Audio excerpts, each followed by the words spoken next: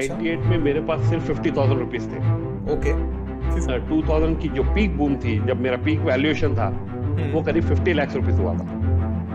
50,000 से 50 lakhs। वो एक ड्रीम पीरियड था।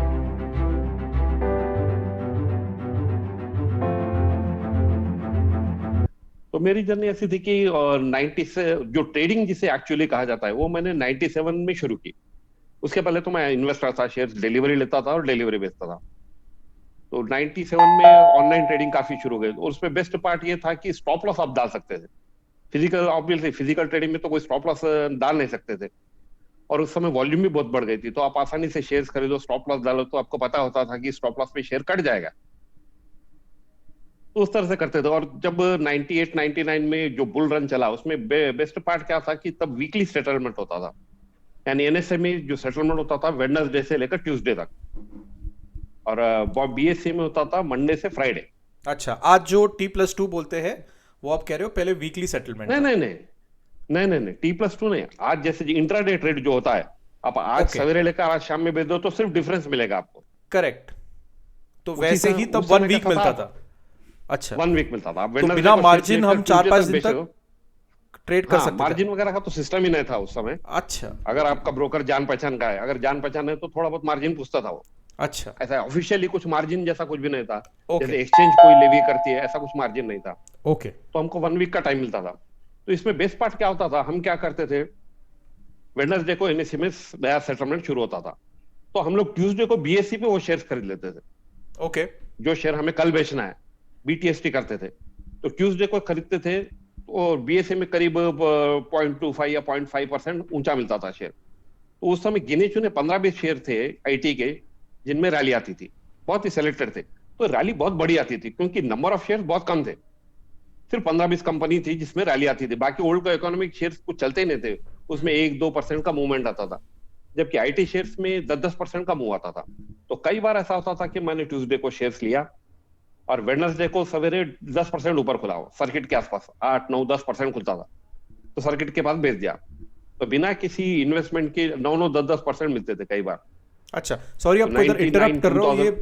ये बहुत ही इंटरेस्टिंग स्टोरी है। तो इसको मैं आई थिंक जो हमारे दर्शक है उनको स्लोली थोड़ा समझाना चाहूँगा, क्योंकि बहुत सारे जो दर्शक होते हैं वो न्यू ट्रेडर्स होते हैं। तो बिना कोई इन्वेस्टमेंट बीएससी की साइकिल होती थी मंडे से लेकर फ्राइडे तक, करेक्ट? जी जी, और एनएससी की सेटलमेंट साइकिल होती थी वेनेसडे से लेकर ट्यूसडे तक। मतलब करेक्ट। अगर आप कुछ एनएससी में वेनेसडे को खरीदे तो अगले ट्यूसडे तक आपको पैसे नहीं देने पड़ते। आप अगर ब्रोकर को पहचानते हो तो आप फ्री में खरीद सकते हो।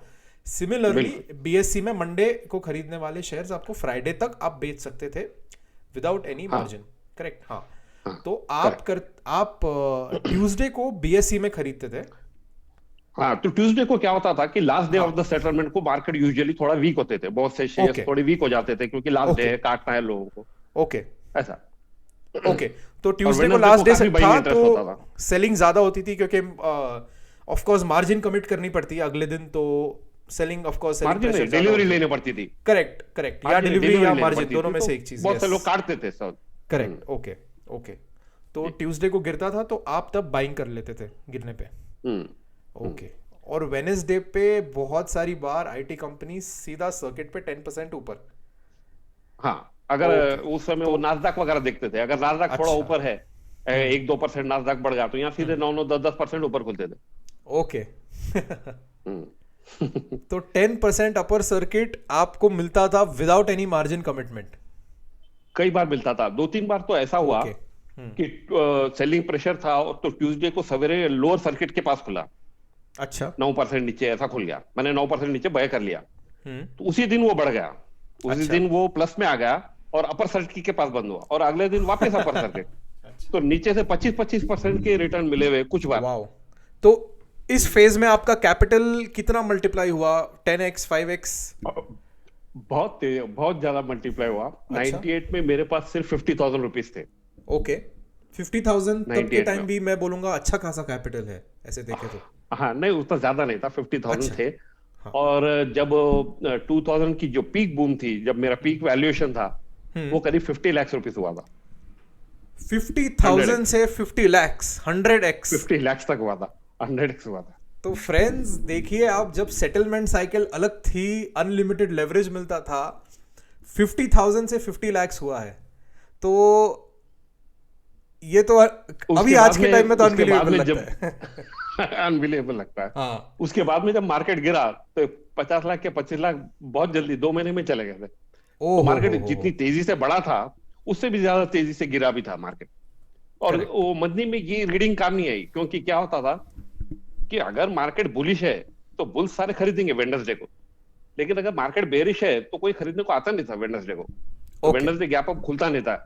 उल्टे कई बार लोग शॉर्ट करते थे कि भाई ट्यूसडे और कम होगा, तो शॉर्ट्स वाले बहुत से होते थे। तो ऐसा जरूर जो बुल रन में चला वो 1.5 साल का जो पीरियड था 98 10 से लेकर मार्च 2000 तक, वो एक ड्रीम पीरियड था।